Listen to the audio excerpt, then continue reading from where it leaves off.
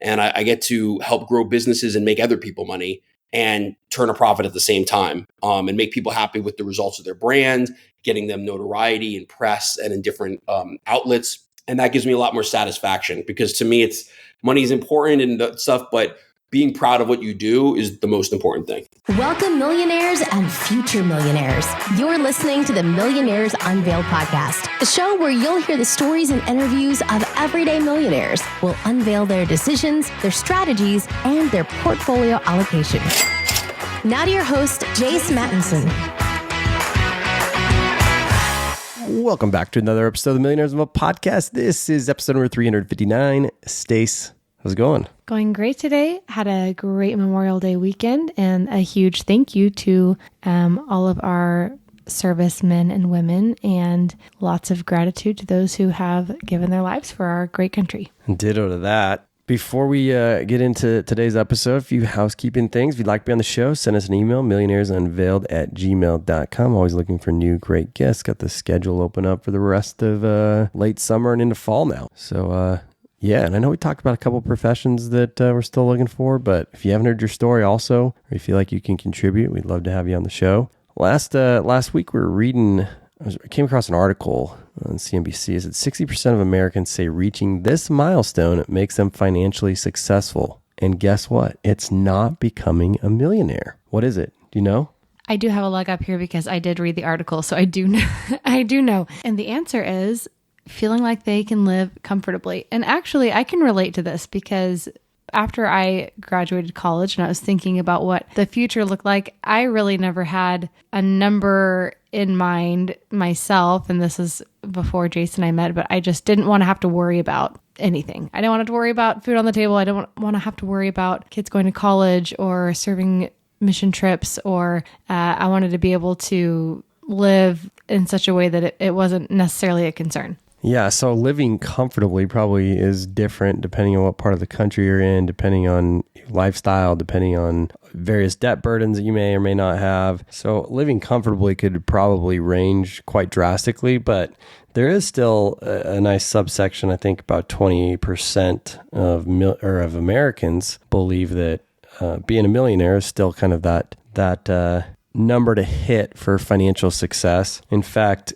Gen Z, our 18 to 27 year olds, they think that about 16% of them believe that have achieved financial success when they become a millionaire. And it just decreases over from there. So it's the baby boomers, the naysayers in a way, that, hey, getting to $1 million isn't what it used to be in a way, which I can understand. You know, back in 1974, if you look at the price index and everything and what inflation has done, 1 million with what they grew up with in their eyes has now turned into probably 3 to 4 million. So when they thought of getting to $1 million in this, 70s, it's actually probably needs to be 3 in this day and age, given the inflationary pressures and whatnot. So interesting read and survey done, but nonetheless, we'll still keep interviewing millionaires. It's still an important mark. And in fact, I just went on the Earn and Invest podcast not too long ago and discussed this and whether or not $1 million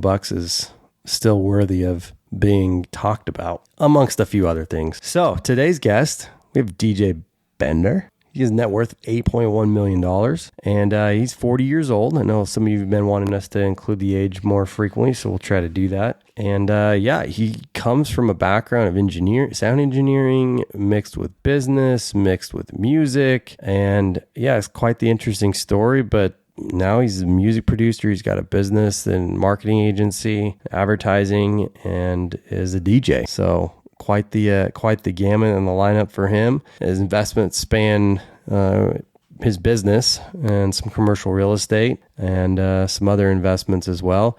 A little bit of cash. He is probably one of the more conservative investors I feel like we've talked to. I mean, did have one big hit on the commercial real estate side, and that really propelled several of his other investments that kind of, call it luck, call it timing, call it being in the right place, calling it work hard to earn hard and win later.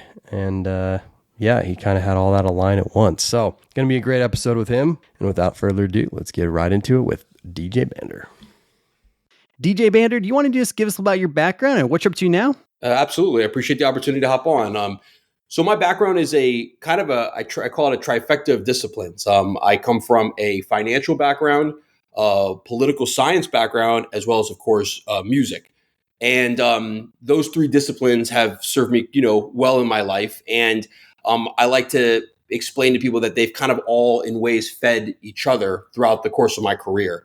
So my background in finance comes from having a lot of people in my life and family that were very much involved in real estate and taught me a lot about the value of investing in commercial properties, versus residential, which of course is also has a lot of value. And then as a musician, a lifelong piano player, I also learned very much about, the course of music. I was in choir. I was, in jazz bands. And over time, I ended up becoming a music producer as well as an engineer. And the political science background, originally I was going to go into law, but what I realized was that I really enjoyed the ability to understand business more from understanding global economics. And so I think that my background in political science fueled my better understanding of finance. So that's why I say that in a way they all sort of helped each other to sort of hone what I am today, which I would say is a bit of an entrepreneur. So I grew up in New York for a good portion of my life and then moved to Los Angeles. And during high school in Los Angeles, I developed a real affinity for music production. And I worked with several mentors who taught me about both how to turn my skills in piano into actual production. And then what happened over time was basically I developed this brand of DJ Bander, which was originally in kind of more of a hip hop film score kind of electronic world, and then became much more as like this DJ producer. I did a lot of festivals. I started performing, and eventually I got locked in with doing big festivals and EDM performances. I did a lot of concerts and shows like that. And so in the beginning, it was sort of like just sort of like learning my music and being a straight piano player composer. And then I became an actual signed producer. And in 2009, my label, Bander Productions, became signed to Sony Digital. And from there, a lot of things grew, basically what would lead to my marketing company and my full Sony label. So that was sort of like what was the big changing point from just being kind of like a beat maker to now a professional business person in music. Dang, man, what a journey. I can't wait to dive into some of these details. But before we do, what's your net worth today? So net worth today, calculated is, obviously we discussed earlier, these all fluctuate, goes up and down, but it's about 8.1 million. And how that's broken down is about 4.7 is in CRE real estate, mainly in my Eastern Coast investments. A little under a million is in my industrial property investments that are out here in California. I have a $2 million marketing agency, and that's had different valuations. Some has been higher, but I always believe in going at the lower end of your net so that, you can't be saying that you're inflating anything. So I go with on my lowest years, that would be the valuation of it. We've had years that are even better, and we've had even more capital in the agency. And then a little under a million in stocks and in liquidity, in cash. So that's about a rough breakdown of my net. Nice. And do you rent or are you homeowner? I'm a renter when it comes to where I live. And I'm when I choose to own, I'm much more I much prefer investment properties. And have you always rented, or have you ever bought a home for your primary? I've never actually just wanted to buy a primary, mainly for multiple different reasons. For one is I don't want to be saddled with debt. I've been able to build most of my net without having a large amount of debt obligation. So of course, while some debt they say is good debt, I've always wanted to be able to use debt as free capital to build my business, not to be leveraged up in a mortgage. In that sense, I'm an owner in REITs, in CRE properties, and I enjoy being able to grow my asset in my rental properties while still enjoying an income. And so you do have debt though on some of the real estate? About the commercial? About 40% of the real estate has some debt, Okay. Not highly leveraged debt, and then the rest is outright cash properties. So parked any real estate, get that monthly check, and you don't worry about some debt service except for a little bit on a couple of them. Yeah, and very little debt servicing. One of them is a large, property that has some employees. So we have the main debt would simply be capital expenditures month in, month out for salaries. But we're not a big leveraging firm. We don't believe in that as much. We are much more control cost. And then there's no debt on the business. The agency is completely owned outright by myself. So yeah. Pretty risk adverse for a journey to get to, pretty young. I mean, obviously you've done very well at such a young age, but to do it with very little debt is pretty impressive too, because typically we see, at least on the real estate side, maybe it's not highly levered, but at least, Yeah. across the board, people aren't paying cash for things and keeping it that way. Well, one thing that I was able to do really well, and this comes back to what my original discussion was about, the three forms of disciplines, is that when I was part of an era where production engineering was very, very easy to monetize. So actually, while I was simultaneously building my real estate portfolio and doing my music composition, I was constantly able to build my liquidity, both from working in lots of different union opportunities back on the East Coast, and then from being, at the time, one of the primary top engineering studios here in Los Angeles. So I was doing very well with income at a very young age. And I think the biggest thing I've heard other guests talk about it on your show, and it couldn't be further than the truth, is that, the truth is that I never increased my spending. And I kept my lifestyle very low key, even when I started making a lot more money. And so I was able to just constantly be reinvesting. And I was, constantly putting everything back into these deals, and I never lived beyond my means. That would be what I think is the main reason why I was able to grow it so much. Another thing that I did, which I explain a lot sometimes on my social media channels, and I talk about the importance. I also have a bit of a following on Clubhouse where I talk about yield. Is I often tell people that the biggest thing too is that you can get incredible abilities to get refi capital, and you can reinvest in your property and grow its valuation. So when you borrow and you refi at a low rate with commercial, and then you reinvest and you grow the value of the property, you're actually not in any more debt. You're actually in less debt, because you may have borrowed some money, but then you reinvest in the property and you've increased its yield, its ability to kick out more cash, and you've also increased its valuation once it gets re-audited. So now let's say you borrow another 4 or 5 million on a property and you've invested 3 into it. Now the property is increased by 6 to 7 to 8 million. So you actually have extracted capital at a low rate, allow you to do other investments and increase the value of your property. So have you done that, I guess, a couple times from a rinse or repeat standpoint with your own properties?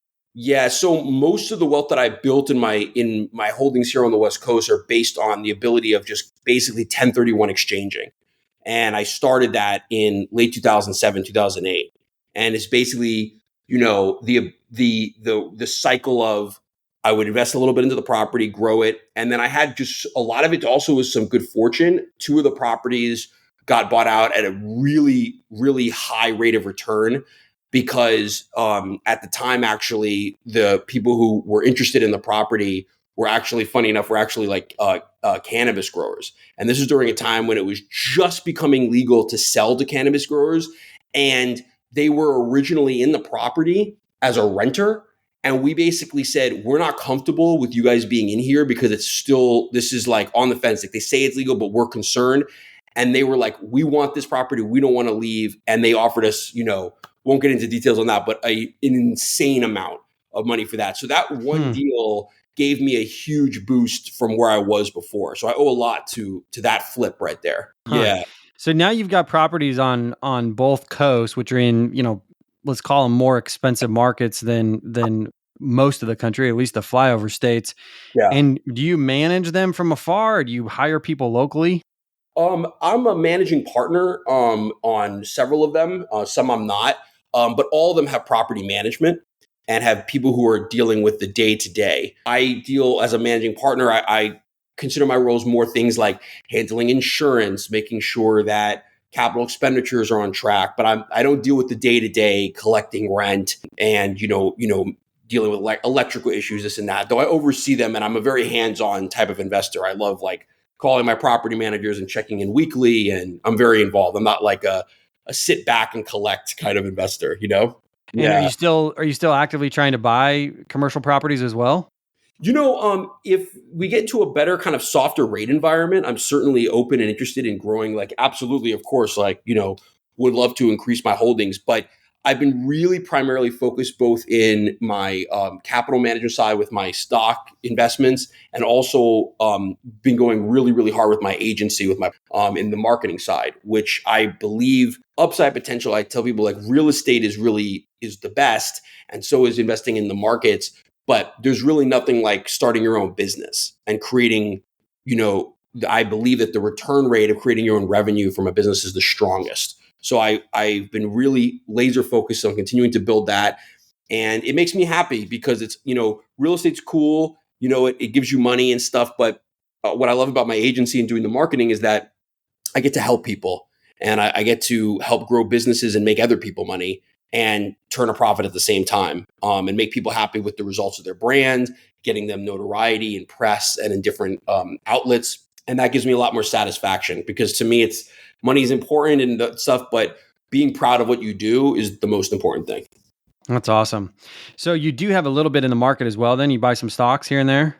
I do. I'm a big fan of corporate bonds. I am, of course, diversified in indexes. I have tech, energy, industrials, but I'm also big into using my refi capital, and I've done well over the last few years by investing in a lot of these high yielding bonds, and I just continue to dollar cost average when they've corrected in the market, and just continue to invest and just build passive income that way. So I would say, they say a lot of times, well, like, you're pretty young to be so into bonds. Like, bonds is more something that you think that like older investors are in their 70s and 80s. But I'm like, to me, the up and down waves of tech and equities, sometimes I find destabilizing. And I'm like, that's why for me, I like enjoy keeping most of my capital actually in my properties and in my business, as opposed to being all in liquidity, which is why my actual cash on hand, I keep it actually more on the lower side and try to keep it all working.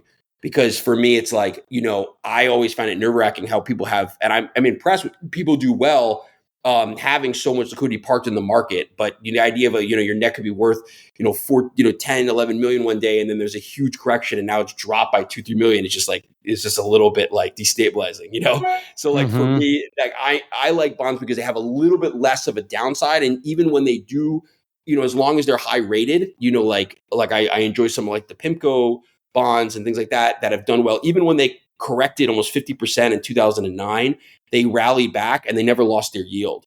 So I kind of look at it more as almost like rental properties in business, but yet you're still in a liquid form should you need to pull out the capital. That's why I'm a big fan of them. Interesting. How long have you been investing in those corporate bonds? I've been in the bonds, I would say, since like 2015, 2016. I got into the game a little bit later. I wish that I had actually been invested in some of them sooner, but I've had a Roth IRA that I've been investing in since I was young, and I've been into the stock market for over 20 years, learning about it. I've been interested since I was a kid in stocks and in business. So the bond things was more of like something that I actually learned from some of like the older people in my family, and like sort of learning about the yield and being like, because I always feel like I have the skill sets to earn more money and generate more capital. So what I'm always focusing on is passive. And a lot of people don't often see stocks that way. They see them as a capital appreciation tool, which of course they are, but it's also really good to know that you could also use passive income generation and use the yield that comes off of certain stocks and mainly bonds to secure your monthly cash flow. Yeah, no, that's a great point. So you mentioned that you've started this Roth IRA at a really young age. How old were you when you started that? The Roth IRA, I started like probably towards the end of high school. So I guess like 18, 19, Wow. 20, those years. And I mean, it wasn't, obviously it took a long time to build, but I was like, learning about those stocks and the tech, mainly like the Microsofts and the Apples and Amazon at a really, really early age. I didn't at the time have the kind of money that I wish that I did to invest at this point I would have, an insane amount in liquidity.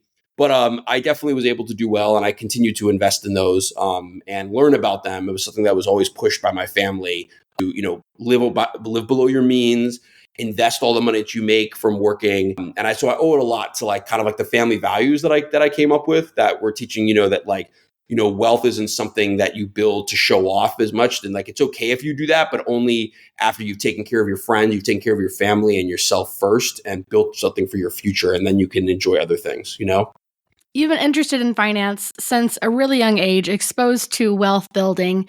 Yeah. When you set out on your wealth building journey, did you know that this is where you wanted to go with this? I mean, I don't think we've ever had a music producer on, a DJ on, and then or someone who's, this heavily invested in commercial real estate from such a young age.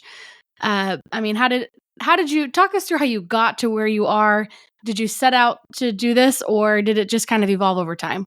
That's a good question. It was a combination of both. I've always been, obviously, I think sometimes like my nature. I'm a tourist, so of course I've always been interested in money and making money, and I enjoy that. And I've always I grew up watching films like Wall Street, and I love like the Michael Douglas character and Charlie Sheen, and I aspire to be like that in many ways. But what was happening was, as I was really, really most passionate about my music and being an artist, obviously finances was important to me.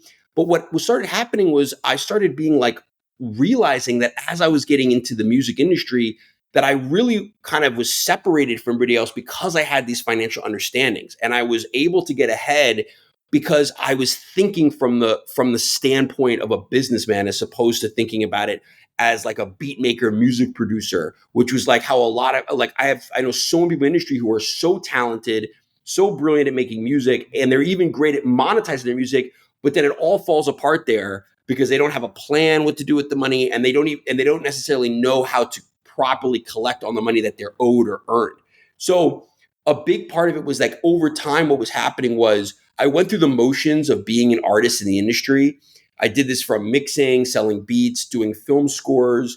And what happens, I started making, the pivot was, I started getting these brand deals. Soul Republic, Yamaha Music, Diesel Fragrance I was actually for some time actually a model for Diesel.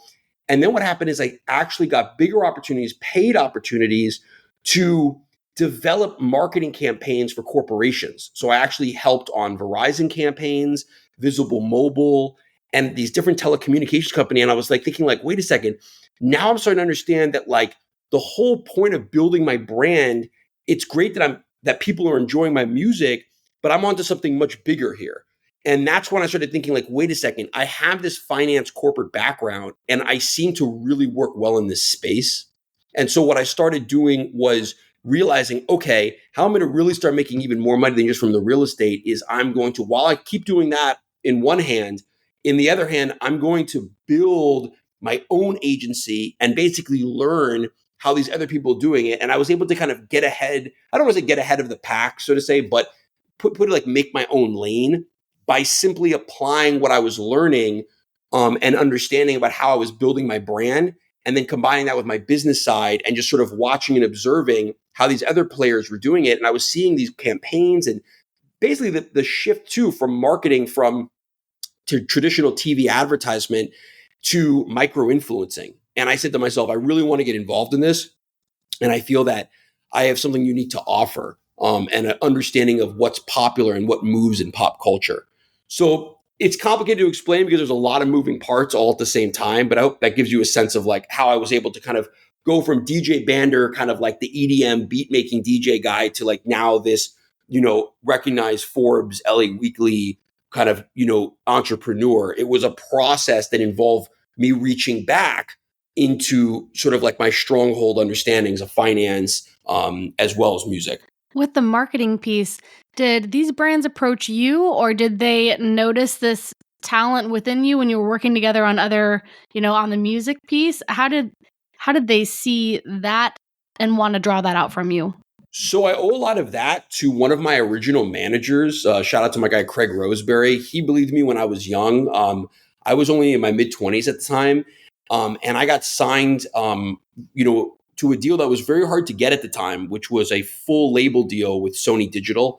And they really liked my beats. And then Craig, who took a liking to me and my remix skills, he actually just started pitching me to a lot of these different people in his Rolodex. And I started working with someone named David Ireland, who was a very famous publisher at the time in the music industry. He worked with like BPM magazine and had his own company called Magnetic Magazine. And they started really kind of linking me with these people, and that built my basic resume in sort of brand ambassadorship deals, which then got the attention later of bigger people, and that led me to the opportunities to work with like Verizon and stuff. So it wasn't all at once; it was like step by step by step, and then investing every dollar I was making for a long time.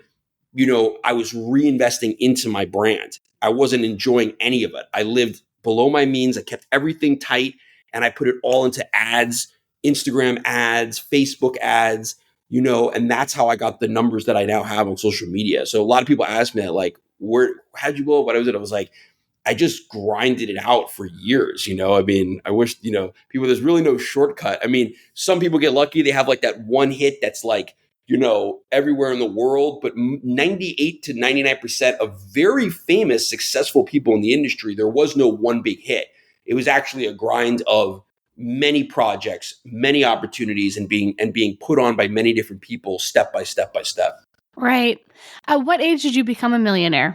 I would say that like I became a millionaire in terms of like actual real estate assets, probably in like mid to late 20s, towards 30. If you like at that point, not in cash, but in terms of like if you were to evaluate the rental properties that I was able to have access to, where that was coming in cash flow wise, and then my engineering business, because I went from an engineering business to this marketing agency. And at the time, my engineering business was also doing really, really well. So a lot of my wealth early on was actually from my music production and my engineering. I was doing literally 7 days a week, turn clock engineering. I had all types of artists at my studio. And that was at a time when you could actually earn, $150, $200, $300 an hour doing engineering in a home studio environment if you had the right equipment. So I would say around that time, I'd have to like, kind of break down and examine. But it was around that time that I didn't have to like fully work, like need to have another side full job. Basically, I had enough that was coming in from everything to support myself. And then years later, my 30s is when it really grew. And I was able to do like refinances. And that's when I was able to have more liquidity, which allowed me to get the other properties, the 1031 exchanges, and then grow the agency, which is now the current Banner Media Agency. Wow. Did you go to college? I did go to college, though I didn't actually finish my full 4 years for my Redlands BA. I did an AA program at Redlands, and then I went to Musicians Institute for music business and keyboard technology. So I kind of pivoted out from the 4-year track going to Redlands because I was going in this law direction. And I realized, I already had some money from my business that I had in high school and from working. And I had these connections in the East Coast to work union. And I said, I'm just going to find myself and focus all in. Instead of running up another 2 or 3 years worth of college debt, I'm just going to go in all in on my business. So I actually stopped my 4-year track early and then came back to college later.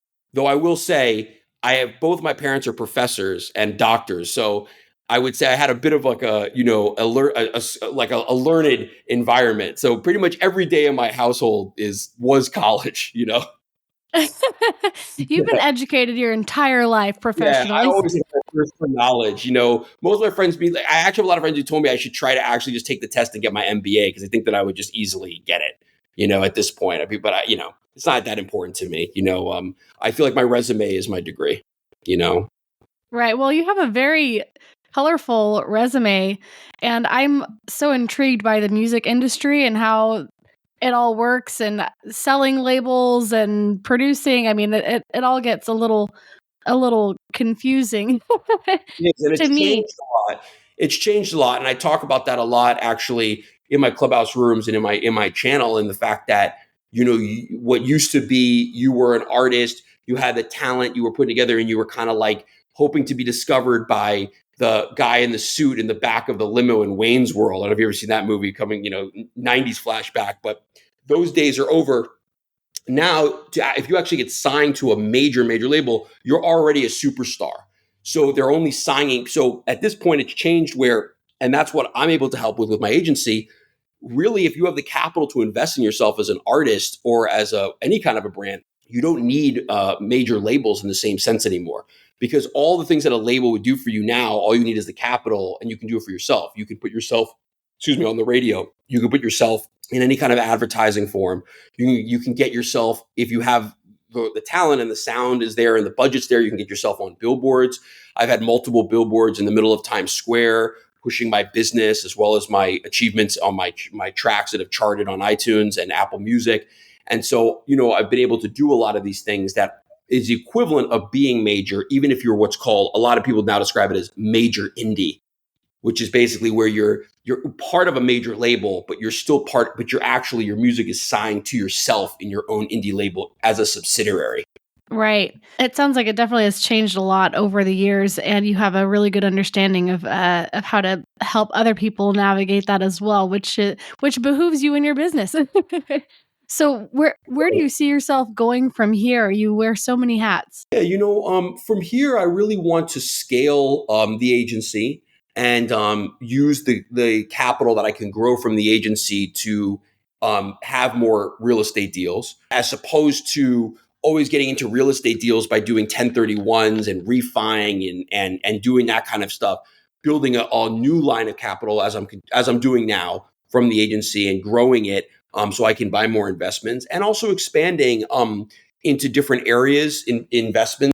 Like, for example, I've been very interested in investing in these REITs now that are in parts of the Midwest and the South and even internationally. And I've been learning a lot about that. And so that's very interesting to me as a way of diversifying my portfolio and being involved in something that has a lot more upside potential. Starting to think outside of the box of like New York and California, because a lot of taxes and a lot of the upside has already been baked in.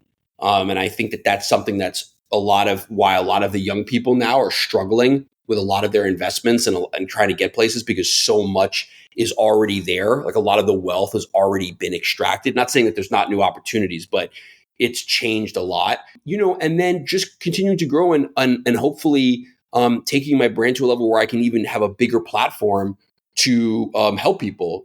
I really just, at this point, a lot of what I do is not even just for the money. I'm comfortable at this point. I mean, of course, you can always have more money and have nice things, but I don't live a very frivolous lifestyle. I really enjoy like helping people. Like, it frustrates me when I see stories about artists or talented influencers, and they had a bunch of money. They had like 2 or 3 million, and then you see a bankrupt story like 6 years later. And so being in a form where I can help people with that. In fact, one idea I have is eventually can actually work with Capital Group specifically for influencers and industry entertainers, because I think that they have such an ability to grow wealth and to create a nest egg for themselves and their family, but they just don't have like the leadership. And unfortunately, many of them don't come from a family background that teaches them these important things at a young age. So. Awesome. Well, DJ Banner, let's wrap up with some rapid fire questions. What's the most expensive pair of shoes that you've ever purchased? Most expensive pair of shoes is I have a high top black Buscemi's with the 18 karat gold locket, and I believe those are a little under $1,000, about $950. Okay. Yeah. Okay. All right. What about the most expensive meal out? Most expensive meal out was probably celebrating a bunch of friends. We went to the middleweight championship. This was many years back, and probably spent $700-800 at STK. Nothing. High price, but not in the thousands. I'm not one of those guys. I'm not ordering the 14 karat gold steak, myself. Yeah. What about the most expensive car? Well, most expensive car is probably what I drive now. It's a Porsche Carrera S 2021. Nice. So I enjoy it. And I got the only one that I know of, not saying, don't quote me on this, but that I know of that I've ever seen that's manual in SoCal. Oh, wow. And some really nice offers on it, because I only drive stick shift, and I'm kind of like old school that way. So so my current car, and I don't see myself really trying to have something that's up more expensive. Like I feel like you driving $250,000, $350,000 cars around, just too much anxiety. So. Yeah, I hear you. What's a key lesson that you learned from childhood?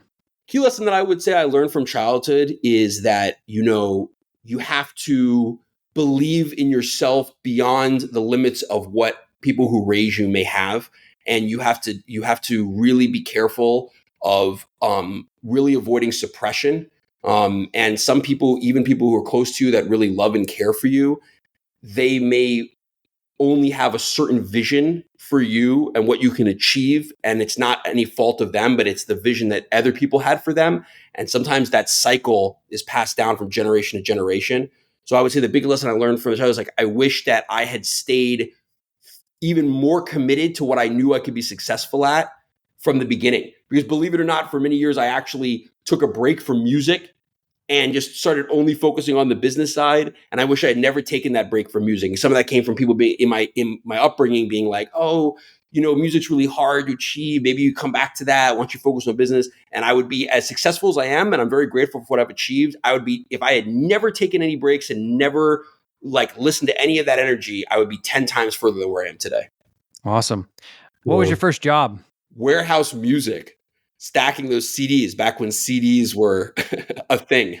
Nice. You remember? You remember how much you made? Not much more than minimum wage, I think, whatever that was at the time. It was not a lot. It was not a lot. It was my high school job in Santa Monica. That's awesome. What's the craziest thing that you've ever done to earn money? Craziest thing I've ever done to earn money. Well, I've always been legal with everything. I'm a big believer in that too, because nothing's ever worth jail. Let me tell you that something. Crazy thing I've ever done to earn money. I guess the craziest thing would be that I was like, I think I mentioned earlier, was like the fact that I made all this money by selling my property to cannabis owners. I didn't.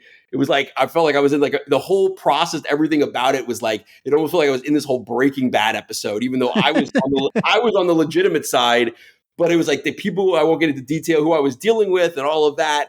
You got to collect the money back kind of thing in the car, or what? The whole thing was strange. A lot of it was done in cash, and it was just it was quite experience. So that I would say was probably one of the craziest things. It was a real blessing, but the whole process was insane. Yeah, I'll bet. Yeah. What's the most fun that you've ever had with money? Most fun that I've ever had with money, I would say, when I was younger, I used to love to treat people to things. I still do. And I remember when I first started making good money in my 20s, I set up hotel rooms for, my friends and everybody in Las Vegas. And we would just have a good time. I love doing stuff for other people. To be honest, it makes me happy to see other people being like, oh, this is good. But I actually, over time, and maybe we'll have to have a repeat on this, I learned the hard way that sometimes doing a lot of nice things for a lot of people ended up spurring some resentments, which ended up costing me later. So it was kind of deep that I used to be very, very generous. And I still am, but I'm a lot more selective with it, because when I was first making money, I used to do all these nice things for everybody, and it doesn't always pan out in the best way. But regardless, I don't regret anything, and I had a great time doing that for people. Yeah, for sure. Yeah. What's the dumbest thing that you ever wasted money on? Dumbest thing that I've ever wasted money on.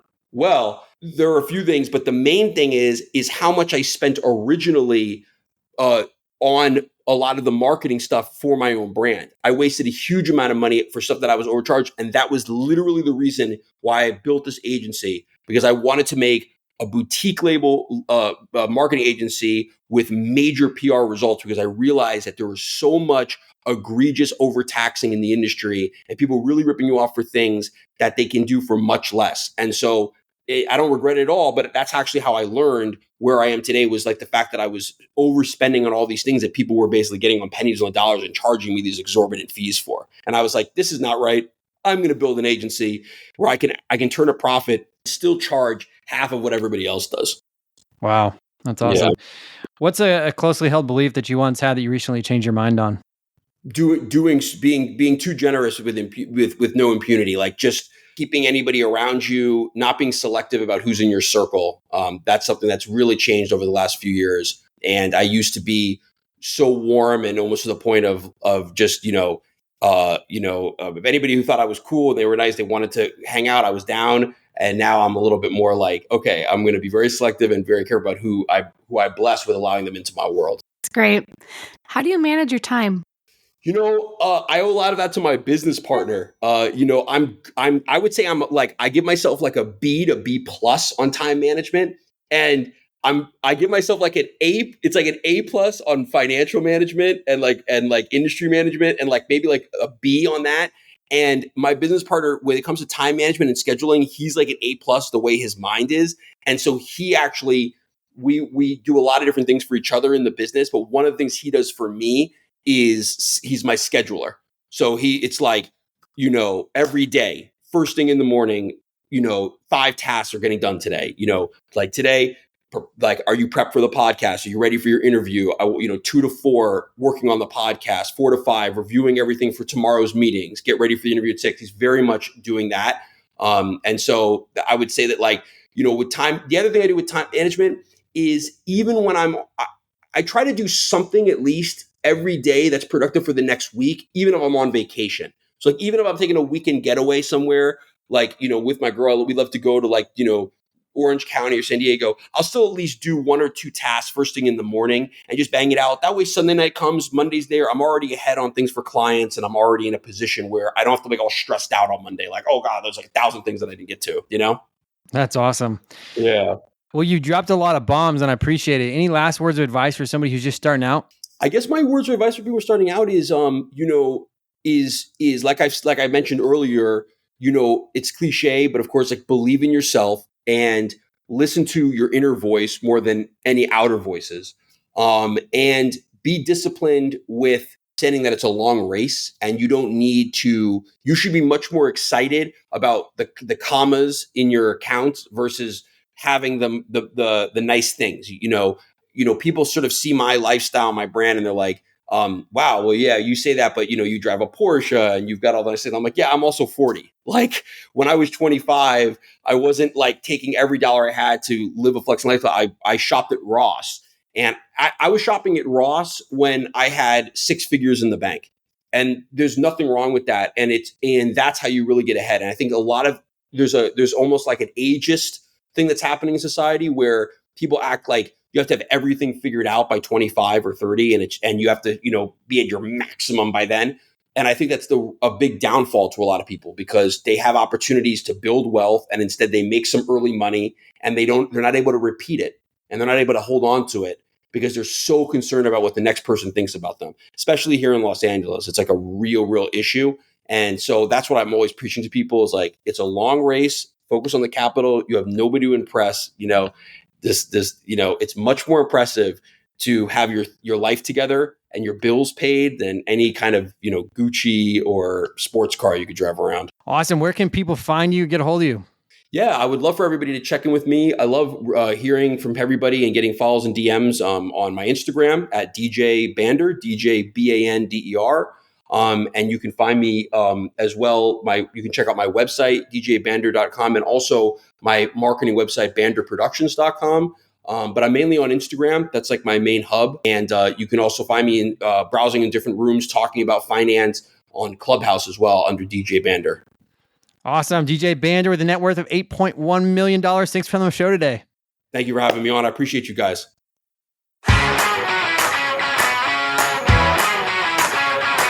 Thanks for listening to the Millionaires Unveiled podcast with Jace Mattinson. For more stories, investment opportunities, and information, check out our website, millionairesunveiled.com. See you next time when you'll hear from another everyday millionaire.